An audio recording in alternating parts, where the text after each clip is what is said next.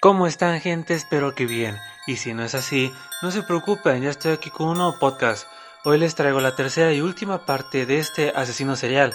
Para la gente de YouTube, les invito a pasar a mi canal de Spotify como Pesadillas Nocturnas, donde encontrarán los demás episodios de otros asesinos seriales.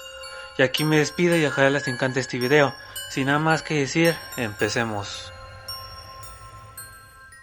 Cabe declarar que este episodio contiene asesinatos, crímenes, agresiones y otras cosas que para algunas personas lo consideran escenas fuertes y violentas.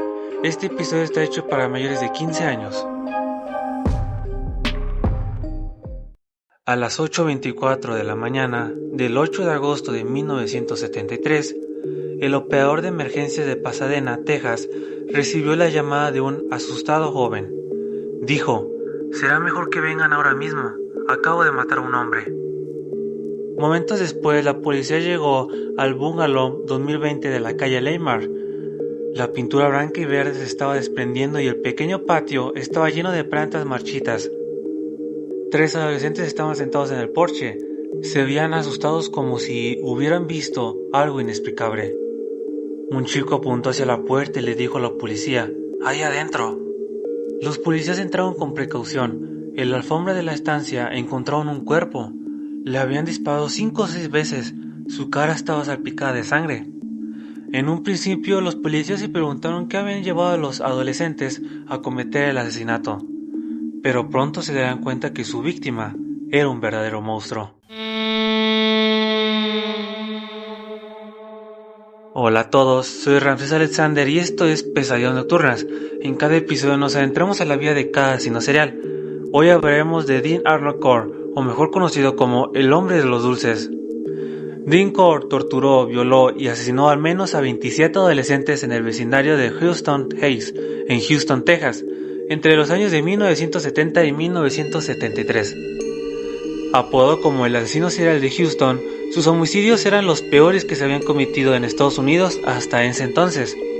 Dean era el encargado de la fábrica de dulces de su familia, lugar en que los niños del vecindario se alineaban para pedir golosinas, por lo que era conocido como el señor de los dulces. Hoy continuaremos donde nos quedamos en el episodio anterior. Para julio de 1972, el señor de los dulces había asesinado al menos a 14 jóvenes en tan solo 2 años. A pesar de que Dean Core, de 32 años, había comenzado su operación en solitario, ahora se apoyaba en sus 2 cómplices adolescentes para que lo ayudaran a raptar a sus víctimas de manera agresiva. Pero últimamente, David Brooks parecía titubeante mientras que Wayne Henley estaba entusiasmado descubriendo su lado sádico. Buscaba activamente a su siguiente víctima. El 19 de julio, Steven Sigman, de 17 años, y su hermana Sandy, de 14, habían peleado todo el día. Steven estaba molesto con Sandy. Ella estaba enamorada de su amigo y los había estado siguiendo como un cachorro. Él había puesto apodos y la llamó de 1000 maneras, incluso le pegó con una toalla. Pero esa noche, antes de ir de fiesta, se disculpó, lo que significó mucho para Cindy. Esta era la primera vez que lo hacía. Después, Steven salió con sus amigos. Fue visto por última vez caminando a casa antes de la medianoche. El trío lo recogió. Fue torturado, violado y golpeado con un objeto que le fracturó las costillas. Pero no se sabe si fue golpeado por Wayne o Dean. Finalmente fue estrangulado con un cordón de nylon y enterrado en el cobertizo. La familia de Steven se preocupó de inmediato cuando su hijo no regresó a casa. Lo reportaron como perdido, pero la policía respondió como lo hacían con los otros demás casos. Steven era adolescente, probablemente se había escapado de su casa. No había nada que se pudiera hacer. Hace mucho tiempo que Dean había dejado de pegarle a Wayne por conseguir víctimas. A Wayne parecía no importarle, le gustaba matar. El 2 de octubre de 1972, Wayne Simoner, de 14 años, fue a casa de su amigo Richard Henry a pasar la noche. Los chicos estaban matando el tiempo paseando por el vecindario cuando los recogieron. No se sabe si había conocido anteriormente al señor de los dulces o a sus cómplices, pero seguramente fueron bajo su propia voluntad con la promesa de drogas y alcohol. Cuando se dirigían a casa de Dean Core, el grupo se detuvo en una tienda de autoservicio.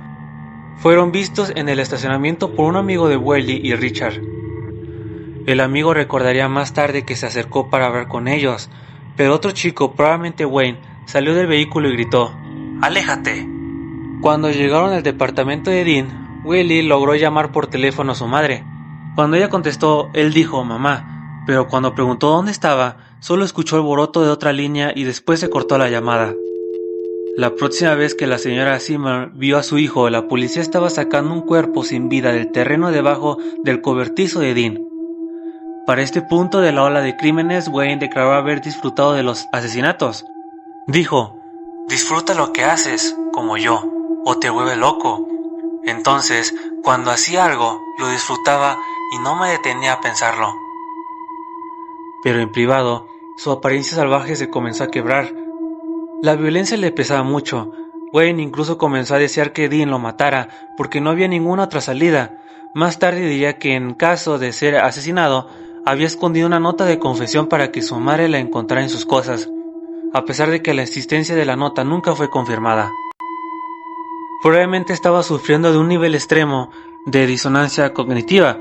De acuerdo al psicólogo social Leon Fenwick, cuando un individuo actúa de manera incongruente con sus creencias internas, se ocasiona un malestar serio, y él o ella es forzada a ajustar ya sea su comportamiento o sus creencias para encontrar un balance.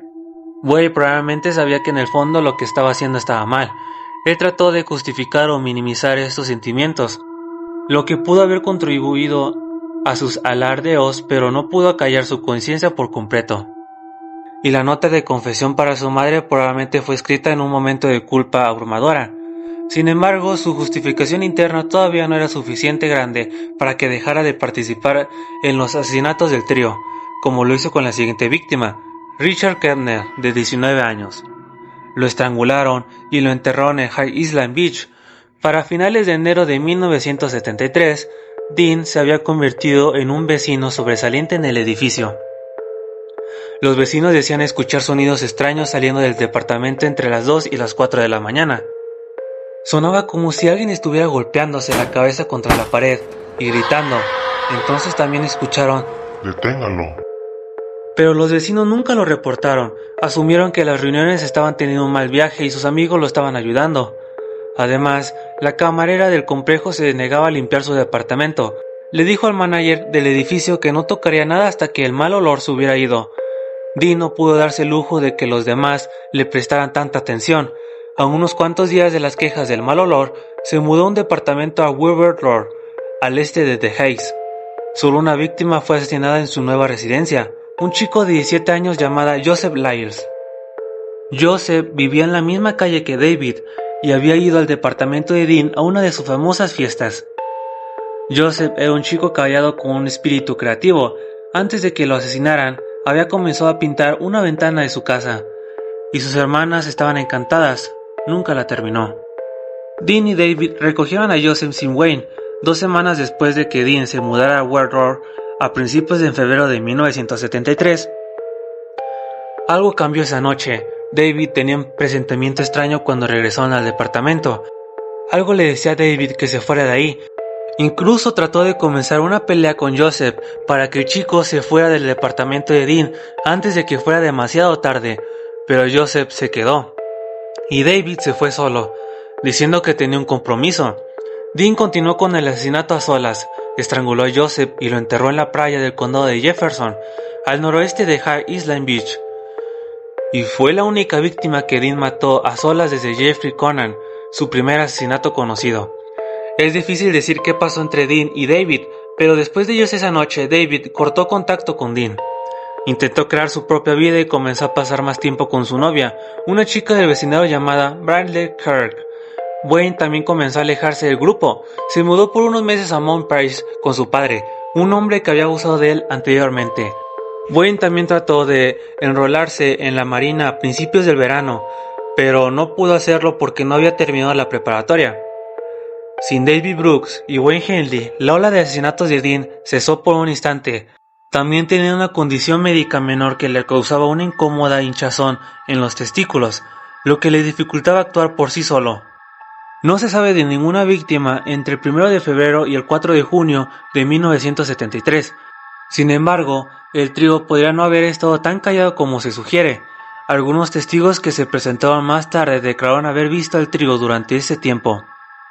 En marzo, una pareja dijo haberles visto mientras manejaban por Harveston, una ciudad a la orilla del mar ubicada en la hora de Houston. Estaban arrastrando un bulto grande que después enterraron. Uno de los 3 hombres vio el coche, se acercó amenazante y mejor se fueron. Más tarde identificarían al hombre como Wayne. Sin embargo, ningún cuerpo fue encontrado en Harveston. Fueron vistos por segunda ocasión en un mes después, en mayo de 1973. 2 testigos lo vieron enterrando algo en la playa y otro hombre notó que su comportamiento era sospechoso. Contactaron a la policía pero se negaron a dar seguimiento al caso. Estos testigos identificarían más tarde a David como parte del grupo. Los avistamientos no fueron vinculados con el trío, sino hasta después de que los asesinatos se hicieran de conocimiento público, por lo que es posible que los testigos no hayan identificado correctamente a Wayne y a David. De acuerdo a Elizabeth Loftus, psicóloga y experta en memoria, cuando la gente observa un evento y después da expuestas a información errónea sobre el mismo, sus recuerdos frecuentemente se distorsionan. En otras palabras, los testigos podrían haber combinado la nueva y horrenda historia con su recuerdo de los sujetos sospechosos de hacer un mes e identificar falsamente a los adolescentes. El 7 de marzo de 1973, mientras el trío seguía distanciado, Dean se mudó a su última residencia, la casa de su padre en el cercano suburbio de Pasadena, Texas. El padre de Dean se había vuelto a casar y vivía en otra parte de Houston. Él y Dean tenían una relación suficientemente amigable. Los vecinos recibieron a Dean de 32 años y sintieron alivio de ver que no era un hippie como otras personas de su generación. Para inicios del verano, Wayne había regresado de la ciudad después de que la mudanza con su padre no funcionara. Más tarde, cuando se le preguntó por qué había regresado con Dean, Wayne simplemente dijo: "Como quiera no me podía ir. Si no estaba cerca, sabía que Dean iría por uno de mis hermanos pequeños. Siempre les había gustado". Después de que Dean se mudara y Wayne regresara a vivir a la zona, Dean y los chicos comenzaron a matar formalmente de nuevo en la casa de Pasadena, Texas. Pero Dean parecía haber cambiado en el tiempo que el grupo pasó separado. Wayne y David notaron que era más cruel y despiadado que antes. Wayne dijo: "Era una sed de sangre". Dean hacía algunos pequeños movimientos nerviosos. Encendió un cigarrillo, algo que casi nunca hacía, y decía que necesitaba un nuevo chico. Su sed era casi imposible de satisfacer. Hubiera acabado con un chico nuevo por días si David y Wayne se lo hubieran conseguido. También era más violento y sádico. Sus ataques se volvieron más salvajes. De nuevo, recomendamos la discreción de nuestros escuchas. Cuando mutilaba los genitales de los chicos, algunas veces usaba sus dientes. Incluso insertaba varillas de vidrio en sus penes para después hacerlas pedazos. Este incremento pudo haber sido un aspecto del desorden sexual sádico, conjugado con un concepto conocido como giro criminal crónico. Esto es cuando un individuo con tendencias desviadas sucumbe a elevar sus impulsos. Entre más duraba el giro de Dean, más aumentaba su necesidad para cometer crímenes. El giro continuó hasta el 4 de junio de 1973, cuando la pandilla recogió a Billy Ray Lowers, de 15 años. Billy, un jugador de fútbol de 6 pies de estatura, vivía con Jimmy, su padre. Al igual que muchos adolescentes, no estaban interesados en la escuela, solo querían fumar marihuana y pasarla bien. Lo que preocupaba a Jimmy: peleaban con frecuencia y Billy se quejaba de su padre con sus amigos. Jimmy Lowers trabajaba largas jornadas en la oficina de correos de Houston, lo que dejaba a su hijo Billy muchas horas sin supervisión. Regularmente Billy tenía amigos en casa cuando su papá no estaba, incluido su nuevo amigo, Wayne Henley. En una ocasión, Jimmy llegó a casa cuando Billy, Wayne y otros chicos estaban fumando marihuana. Su padre comenzó a discutir con Billy y lo golpeó. Luego tomó a Billy de su largo cabello hippie y lo llevó al baño, donde lo forzó a tirar la marihuana en el retrete. Después de eso, Billy mostró una mejoría en su comportamiento y de alguna manera también mejoró la relación con su padre. El 4 de junio, el papá de Billy le dio una aventona a la esquina, donde iba a encontrarse con uno de sus amigos. Todos hablaron sobre el próximo cumpleaños de Jimmy y de lo que quería de regalo. Jimmy, como cualquier padre, dijo que la intención es lo que cuenta. Billy se bajó del auto y corrió con sus amigos. Jimmy le dijo que lo amaba. El resto del día transcurrió tranquilamente. Cerca de las 10 p.m., Billy llamó y suplicó a su padre que lo dejara ir a pescar con unos amigos al lago Sam Rambert. Dijo que regresaría en un par de días, probablemente el jueves. Jimmy pensó en preguntarle con quién iría a pescar, pero recordó que había tenido varias discusiones con Billy, quien aseguraba que Jimmy no respetaba su privacidad. Decidió no entrometerse y darle permiso sin hacer más preguntas. Billy llegó al lago donde Dean Core tenía una cabaña. Una vez ahí, Billy no tuvo la oportunidad de pescar. En lugar de eso, Dean y los muchachos lo torturaron por 3 días. De acuerdo a David, a Dean le gustaba mucho. El trío forzó a Billy a escribir una nota para su padre antes de matarlo. Lo enterraron cerca del lago. Jimmy Lawers, padre de Billy, no estaba preocupado cuando llegó el jueves y Billy aún no había regresado a casa. Jimmy sabía que la generación de su hijo era independiente y de un espíritu libre. Varios días después, recibió una carta que decía: «Querido padre, he decidido ir a Austin porque recibí una buena oferta de trabajo. Me duele mucho irme, pero debo hacerlo. Postdata, regresaré a fines de agosto. Espero lo entiendas, pero me tenía que ir. Papá, espero que sepas que te amo. Tu hijo Billy». Jimmy no estaba triste, pero no cuestionó la autenticidad de la nota. Cuando alguien llamó un mes más tarde buscando a Billy Lawers, Jimmy le dijo que su hijo estaba trabajando fuera de la ciudad hasta que comenzara la escuela. Cuando preguntó quién llamaba, la voz respondió: «Wayne», y colgó. El lado oscuro de Dean cada vez se hacía más visible y el volumen de sus víctimas habían escalado. El trío brutalizó a otros 4 chicos el mes siguiente: Raymond Bradford, Homer García, John Sayers y Michael Borch. La muerte de Michael fue particularmente trágica porque su hermano Billy Borch había sido víctima de Dean un año antes. Además, su hermano mayor había fallecido recientemente en un accidente automovilístico. Los Borch estaban destruidos por la pérdida de su tercer hijo. Mientras tanto, Debbie Brooks, ahora de 18 años, seguía distanciado. Se había casado con su nueva Birger después de dejarla embarazada y pasó su luna de miel en la cabaña de Dean en el lago Sam Rambert. Después se mudaron a un departamento en las afueras de The Heights. Las siguientes víctimas, Charles Cover, de 17 años, y Martin Ray Jones, de 18, casi siempre andaban juntos. Wayne recogió a los chicos el 25 de julio de 1973. Los 3 fueron vistos caminando a la casa de Wayne. Wayne iba detrás de Charles y Marty. Todos lucían muy serios. Más tarde, Wayne le disparó a Charles en la cabeza y estranguló a Marty. Después los enterró él solo en el cobertizo. En julio de 1973, Dean Arnold Core estaba torturando y asesinando muchachos con un apetito voraz. Pero uno de sus cómplices, David Brooks, había comenzado a alejarse para pasar más tiempo con su esposa embarazada. El otro compañero adolescente de Dean, Wayne Henley, seguía siendo un cómplice entusiasta. Pero los amigos de Wayne notaron que estaba de mal humor con frecuencia y bebía más. Incluso buscó ayuda con un ministro metodista. En aquel entonces, Dean llamaba más frecuentemente a su novia Betty y la llevaba a ella y a sus hijos a la cabaña de su familia. Les preguntó a los niños si les gustaría que se casara con su madre y posiblemente tener más hermanos. Betty pensó que Dean finalmente se comprometiera con ella. Él le preguntó si consideraría mudarse a Colorado con él, y ella asistió entusiasmada, pero él no cumplió su palabra. Dean Arnold Core, de 33 años, todavía no terminó con el vecindario de Houston. El 3 de agosto de 1973, James Remal, de 13 años, salió de su casa para pasear en bicicleta por Pasadena. Tenía complexión media y cabello rubio. David y Wayne lo vieron en la calle y se ofrecieron a llevarlo. Lo condujeron de regreso al departamento de Dean, asegurando que solo iba por vidrio reciclado que podía vender. James llamó a sus padres y les dijo que estaba en una fiesta al otro lado de la ciudad. Poco tiempo después, David y Wayne lo ataron al tablero y lo torturaron. David pasó algún tiempo con James antes de su muerte. Mientras James estaba atado, le llevó pizza y le hizo compañía por aproximadamente 1 hora. Pero partió antes de que James fuera asesinado. James fue enterrado en el cobertizo. Al día siguiente, Dean llamó a su madre, quien seguía viviendo en Colorado después de divorciarse de su tercer marido en 1968. Dean le dijo que estaba en problemas.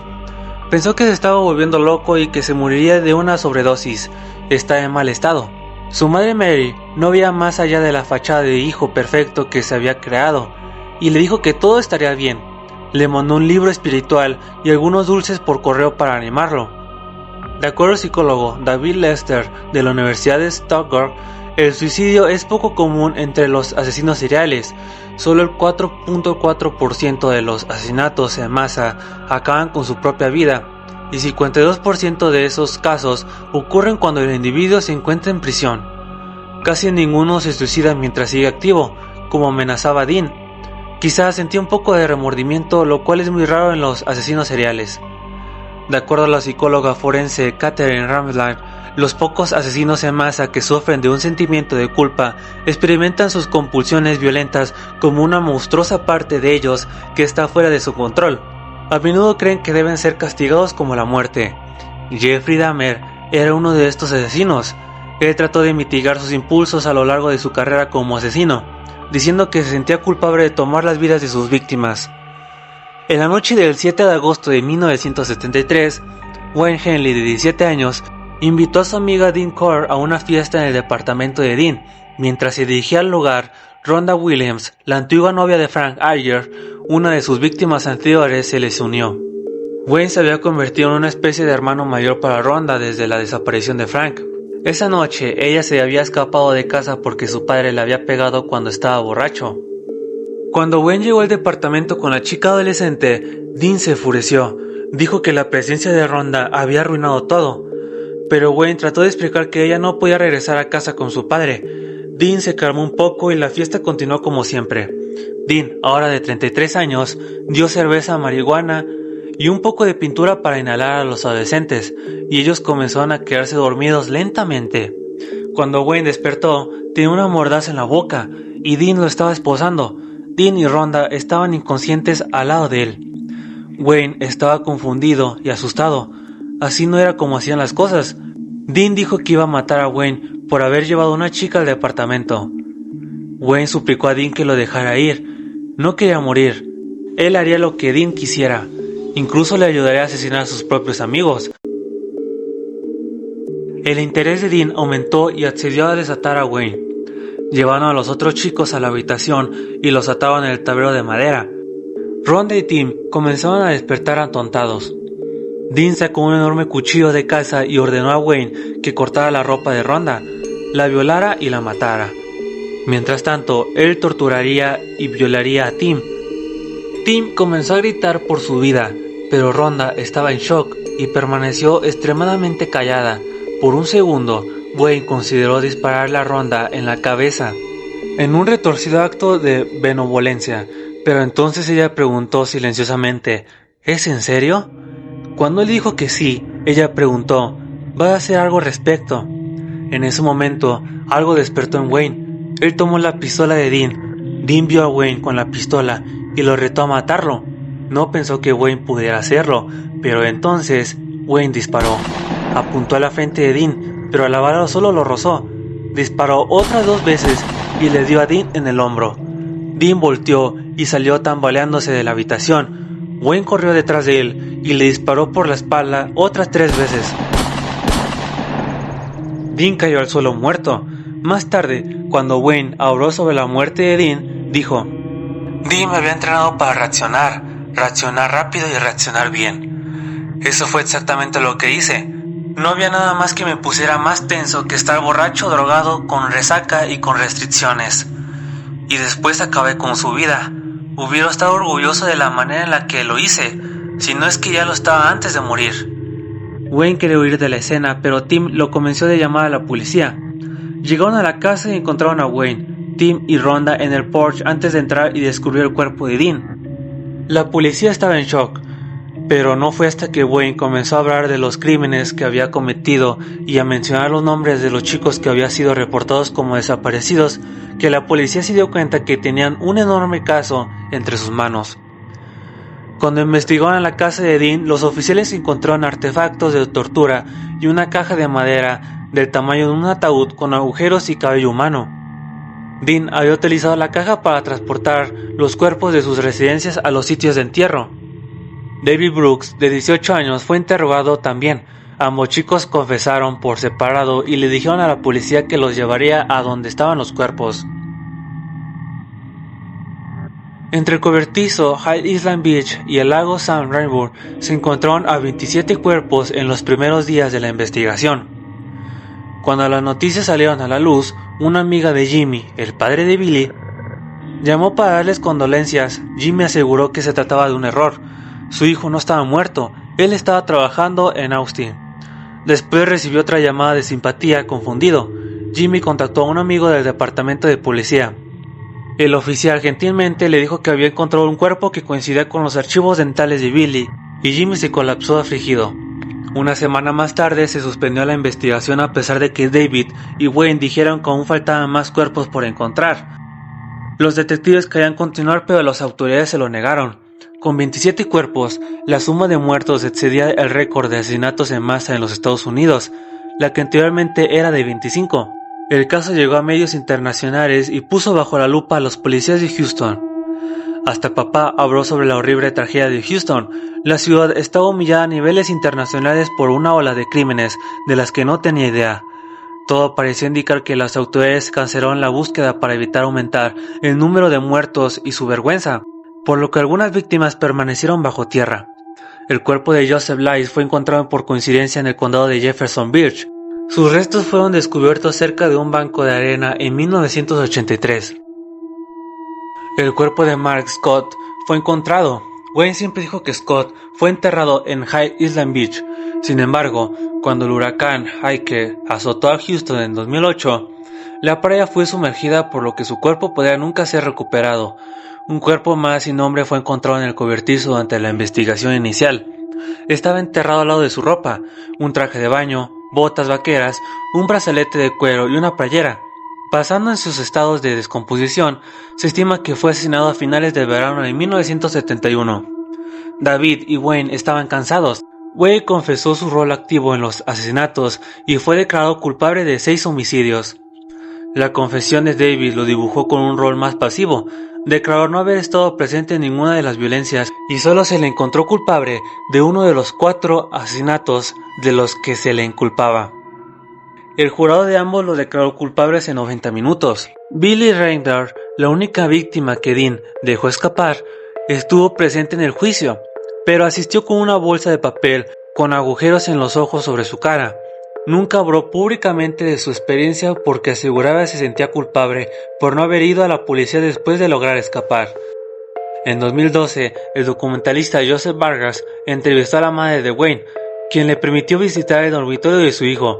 Sorprendentemente, la policía nunca revisó sus pertenencias durante la investigación. Examinando las pertenencias de Wayne, Vargas encontró la fotografía de un adolescente desconocido, sentado junto a la caja de herramientas de Dean. Vargas llevó la fotografía a Wayne, pero Wayne no estaba seguro de quién era el chico. Dijo que probablemente había más víctimas que nunca se encontraron. Y sin una investigación formal, es posible que existían víctimas sin nombre del Señor de los Dulces, y sus secuaces que permanecerían desaparecidas para siempre. Para más información sobre Dean Arnold Core y sus cómplices adolescentes, además de las muchas fuentes que utilizamos, encontramos el libro El hombre de los dulces de Jack Olsen y reportajes hechos por James Conaway y Skip Hollerworth para Texas Monthly, los cuales fueron de mucha ayuda en nuestra investigación. En la serie de Netflix llamada Manhunter, nombran al hombre de los dulces, al igual que nuestro episodio de Ed Kemper. Investigación e información a asesinos seriales en Spotify. La música pertenece a Reposip, a lo que pueden visitar a su canal en YouTube. Y así es como termina esta segunda parte de Dean Arnold Core, o mejor conocido como El Hombre de los Dulces. Recuerden que pueden apoyar este canal siguiéndolo y dejando 5 estrellas para más asesinos seriales. También me pueden apoyar siguiéndome en YouTube, TikTok e Instagram como Ramel Skin. Esto es Pesadillas Nocturnas, que tengan una linda noche o tal vez una linda pesadilla.